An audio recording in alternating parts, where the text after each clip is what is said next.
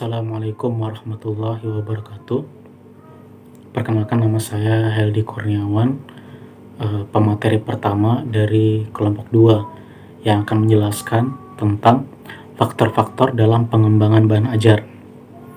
Jadi dalam menguasai kelas atau menguasai pembelajaran, maka kita harus mempunyai bahan-bahan ajar yang berkualitas, yaitu untuk mengetahui hal tersebut, maka kita harus mengenal faktor-faktor apa saja untuk mengembangkan suatu bahan ajar. Jadi di sini ada beberapa yang akan saya sebutkan faktor-faktor dalam mengembangkan bahan ajar. Yang pertama ada kecermatan isi, lalu ketepatan cakupan, ketecernaan bahan ajar, penggunaan bahasa, ilustrasi, perwajahan atau pengemasan, serta kelengkapan komponen bahan ajar. Kita masuk yang pertama, yaitu tentang kecermatan isi. Dalam suatu bahan ajar, kita juga harus mempertimbangkan kebenaran isi bahan ajar yang akan kita sampaikan. Bahwasannya suatu keilmuan yang kita sampaikan kepada anak murid haruslah sesuai dengan nilai-nilai dalam masyarakat ataupun berdasarkan teori yang ada. Jadi agar kita tidak keliru dalam menyampaikan suatu materi atau bahan ajar yang kita sampaikan kepada anak murid kita. Lalu yang kedua ada ketepatan cakupan. Di dalam ketepatan cakupan pasti berbeda dengan kecermatan isi yang sudah saya sampaikan sebelumnya. Kalau di dalam kecermatan isi itu berfokus pada kebenaran isi atau materi yang kita sampaikan. Tapi kalau ketepatan cakupan, maka itu berhubungan dengan isi bahan ajar dari sisi keluasan dan kedalaman isi atau materi serta keutuhan konsep berdasarkan bidang ilmu. Jadi artinya di dalam ketepatan cakupan ini, isi yang kita sampaikan kepada anak murid haruslah jelas dan memiliki tujuan tertentu, yaitu dalam mengembangkan suatu pembahasan atau bahan ajar yang kita sampaikan haruslah memuat berkualitas dalam pengajaran kita. Lalu yang ketiga ada ketecernaan bahan ajar. Di dalam ketecernaan bahan ajar ini fungsinya adalah agar membuat siswa kita dalam menanggapi suatu bahan ajar yang kita berikan kepada siswa kita sendiri haruslah bisa dipahami dan jelas. Di sini ada 6 hal yang mendukung tingkat ketecernaan bahan ajar, yaitu yang pertama, pemaparan secara logis. Jadi dalam menguasai atau menyampaikan materi, kita dalam menyampaikan harus logis dan bisa dipahami oleh siswa. Lalu yang kedua, penyajian materi secara runtut. Bahan ajar disajikan secara sistematis. Artinya materi tersebut tidak dalam menyampaikan suatu materi kita harus jelas, benar-benar jelas. Tidak boleh kita menjelaskan dengan bahasa-bahasa yang tidak dipahami oleh siswa kita. Lalu yang ketiga, contoh dan ilustrasi yang memudahkan pemahaman. Jadi dalam menyampaikan materi kita bisa menggunakan contoh ataupun ilustrasi. Gunanya adalah dalam mempermudah untuk dipahami materi kita oleh siswa. Lalu yang keempat, alat bantu yang memudahkan. Dalam kita menyampaikan materi bahan ajar yang kita sampaikan, kita bisa menggunakan alat bantu seperti buku ataupun LCD yang berbentuk presentasi, lalu medianya LCD, dan media cetak seperti berupa rangkuman. Nah, itu bisa digunakan sebagai alat bantu untuk mencermati bahan ajar.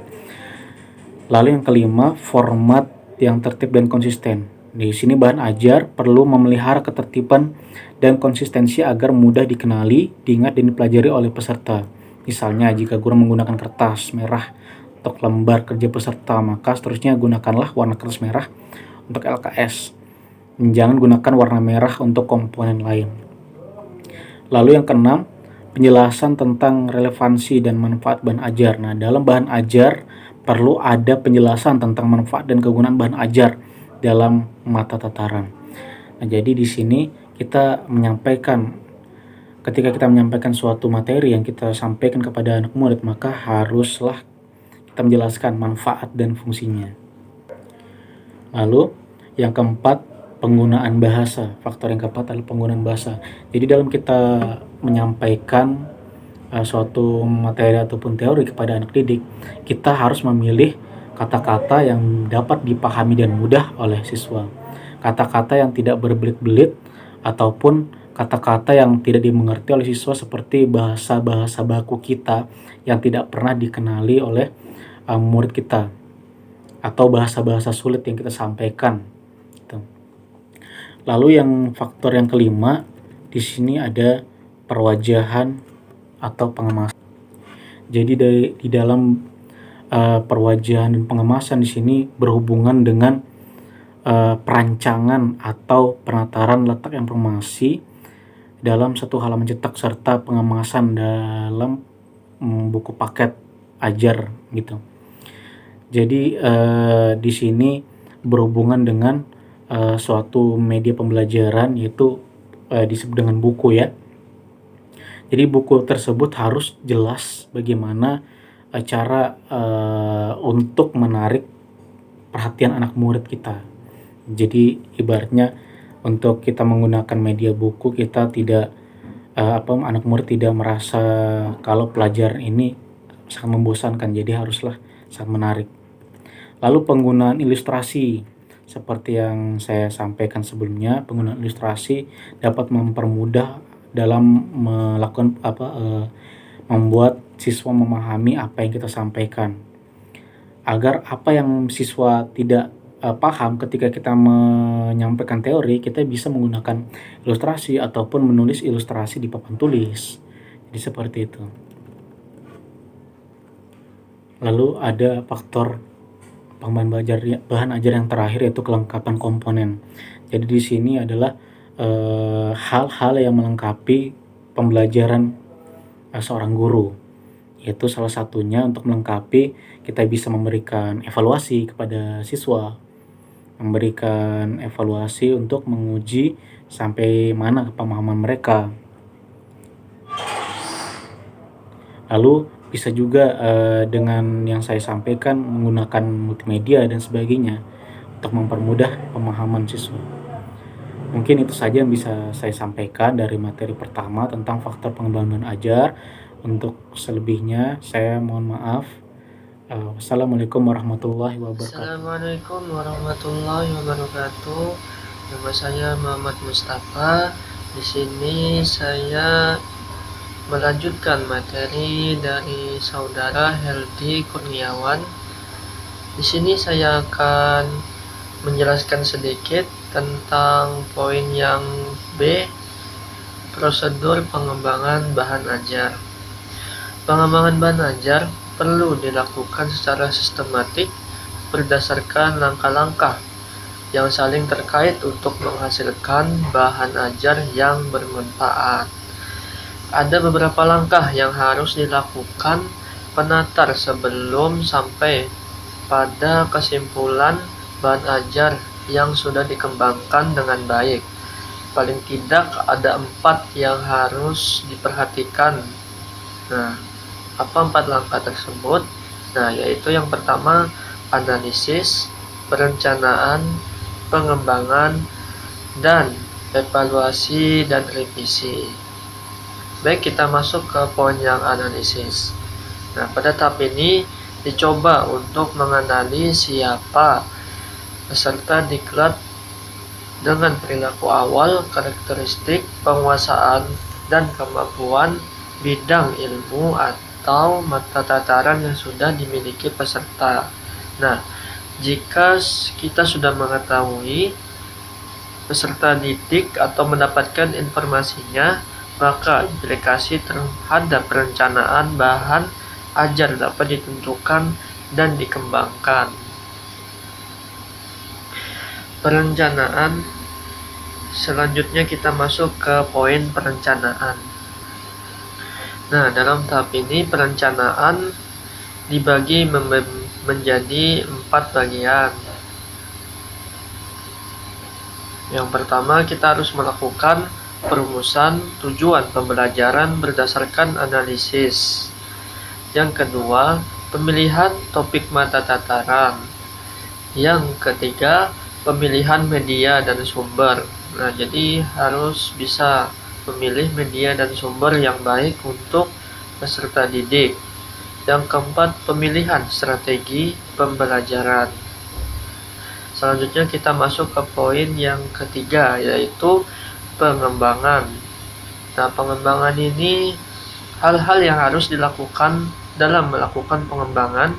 Di antaranya, yang pertama, tulislah apa yang dapat ditulis, mungkin berbentuk LKS atau buku-buku yang praktis yang dapat kita pahami dengan mudah. Nah, seperti itu.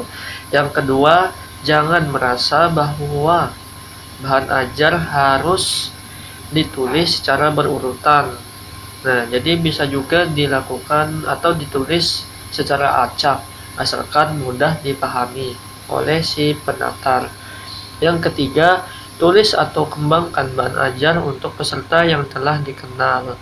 Yang keempat, ingat bahan ajar yang dikembangkan harus dapat memberikan pengalaman belajar kepada peserta didik.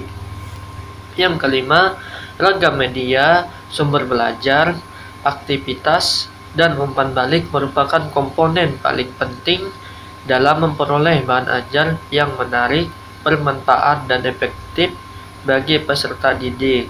Nah, yang keenam, ragam contoh, alat bantu di belajar, ilustrasi, serta pengemasan bahan ajar juga berperan dalam membuat bahan ajar. Nah, yang terakhir, gaya penulisan untuk bagian tekstual, naratif, explanatory, deskripsif, argumentatif, dan perintah sangat penting agar peserta dapat memahaminya. Selanjutnya kita masuk ke poin evaluasi dan revisi. Nah, evaluasi merupakan proses untuk memperoleh beragam reaksi dari berbagai pihak terhadap bahan ajar yang dikembangkan. Reaksi ini hendaknya dipandang sebagai masukan atau memperbaiki bahan ajar dan menjadikan bahan ajar yang lebih berkualitas. Nah, secara umum ada 4 hal yang harus diperhatikan untuk mengevaluasi bahan ajar atau revisi. Yang pertama, telaah oleh ahli materi. Jadi kita mengumpulkan ahli-ahli materi dan minta pendapat atau minta periksa, telaah bersama apakah bahan ajar ini sudah dapat diajarkan atau belum. Nah, yang kedua, uji coba satu-satu. Jadi kita mencoba siswa yang kita ajar secara satu-satu. Yang ketiga, uji coba kelompok kecil. Jadi kita membuat kelompok 1 dan menguji cobanya apakah kelompok tersebut dapat memahami dengan cepat dan baik atau belum. Nah, yang terakhir, uji coba lapangan. Nah, kita harus menguji coba lapangan apakah pengembangan bahan ajar tersebut sudah baik digunakan untuk siswa-siswa atau masih ada yang perlu diperbaiki. Jadi kita harus mengevaluasi dan revisinya dengan baik dan benar. Nah, mungkin itu saja yang dapat saya sampaikan. Selanjutnya mungkin akan dilanjutkan oleh saudara Rizwan. Terima kasih. Wassalamualaikum warahmatullahi wabarakatuh. Bismillahirrahmanirrahim. Assalamualaikum warahmatullahi wabarakatuh. Perkenalkan, nama saya Rizwan. Saya dari kelompok 2, pemateri ketiga. Di sini saya akan membahas tentang keuntungan-keuntungan apa saja yang didapat setelah mengembangkan proses bahan ajar. setelah teman-teman saya menjelaskan tentang faktor-faktor dan prosedur dalam mengembangkan proses bahan ajar, kita juga harus mengetahui apa saja keuntungan yang telah kita dapat setelah kita mengembangkannya. Keuntungan bagi guru dalam mengembangkan bahan ajar antara lain sebagai berikut. Yang pertama yaitu diperoleh bahan ajar yang sesuai tuntutan kurikulum dan sesuai dengan kebutuhan perilaku peserta didik. Yang kedua itu tidak lagi tergantung pada buku teks yang terkadang sulit untuk diperoleh. Yang ketiga itu memperkaya karena dikembangkan dengan menggunakan berbagai referensi. Memperkaya di sini berarti kita mendapatkan ilmu yang lebih karena kita mendapatkan referensi dari berbagai wadah, mungkin dari buku atau lain-lain. Keempat yaitu menambah hasanah, pengetahuan dan pengalaman guru dalam menulis bahan ajar. Berarti ini menambah wawasan kita ya sebagai guru setelah kita mengembangkan proses bahan ajar itu. Terus tuh yang kelima yaitu membangun komunikasi pembelajaran yang efektif antara guru dengan peserta didik, karena peserta didik akan merasa lebih percaya kepada gurunya. Ini akan menambah hubungan kita ya antara guru dan murid saat saat melakukan proses pembelajaran. Jadi tidak merasa kaku gitu. Yang keenam yaitu menambah angka kredit jika dikumpulkan menjadi buku dan diterbitkan. Nah, ini salah satu keuntungannya itu menambah, mungkin di sini menambah rupiah mungkin, atau keuntungan dalam segi ya tahulah. Terus tuh keuntungan bagi peserta didik, di antaranya itu kegiatan pembelajaran menjadi lebih menarik. Nah, ini sangat bagus ya, karena peserta didik itu juga perlu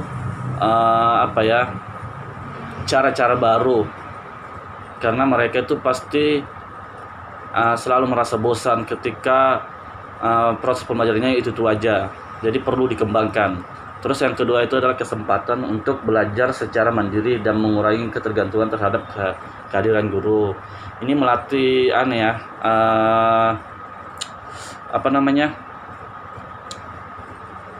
kreativitas murid gitu. Bagaimana mereka mengembangkan potensi-potensi yang ada dalam dirinya gitu. Terus tuh yang ketiga mendapatkan kemudahan dalam mempelajari setiap kompetisi yang harus dia kuasainya. Mendapatkan kemudahan. Mereka akan mendapatkan kemudahan saat mereka misalnya ikut olimpiade seperti itu.